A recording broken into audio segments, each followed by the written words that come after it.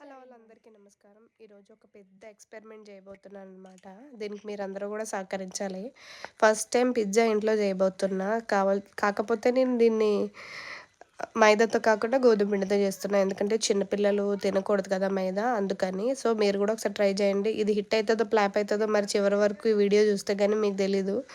నేను బ్లింకిట్‌లో అన్ని వెజిటబుల్స్ ఆర్డర్ పెట్టాననమాట. Tomato, onion, next capsicum, mayonnaise, cheese, paneer ఇవన్నీ ఆర్డర్ పెట్టేశాను. పిజ్జాకి కావాల్సినవి అవే అనమాట. ముందుగా ఏం చేసుకోవాలంటే పిజ్జాకి కావాల్సిన వాటిని అయితే ప్రిపేర్ చేసేసుకోవాలి.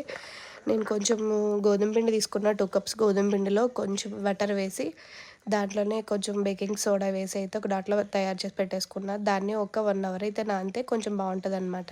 కాకపోతే ఓవెన్ లేకుండా చేస్తున్నా. ఓవెన్‌లో చేయాలంటే కొంచెం ఓవెన్ పైనున్నది. తీయాలంటే కొంచెం ఇబ్బంది కదా! కావాల్సిన ఐటెమ్స్ అన్నీ కూడా బ్లింకిట్‌లో ఆర్డర్ పెట్టాను. ఇవే అనమాట. So, butter, paneer, cheese. ఇప్పుడైతే నేను పిజ్జాని ఎలా చేస్తున్నానంటే, పిజ్జా మా పాప బాగా గట్టిగా చేసేసింది వాటిని.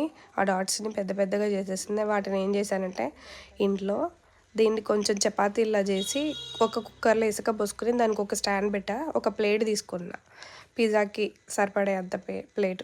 వీటిని ఇలా ఒత్తి వాటిని చుట్టూ కూడా రోల్లా చేసేసుకోవాలి. చుట్టూ సర్కిల్లా చేసుకొని పైన capsicum, tomato, onion, cheese, paneer అన్నీ కూడా వేసేసి కుక్కర్లో ఒక 10 మినిట్స్ పాటు మనము తయారు చేసుకున్న పిజ్జా వెజిటేబుల్స్ అన్నీ వేసేసుకున్నాక ఒక ప్లేట్ మూత పెట్టేయాలి.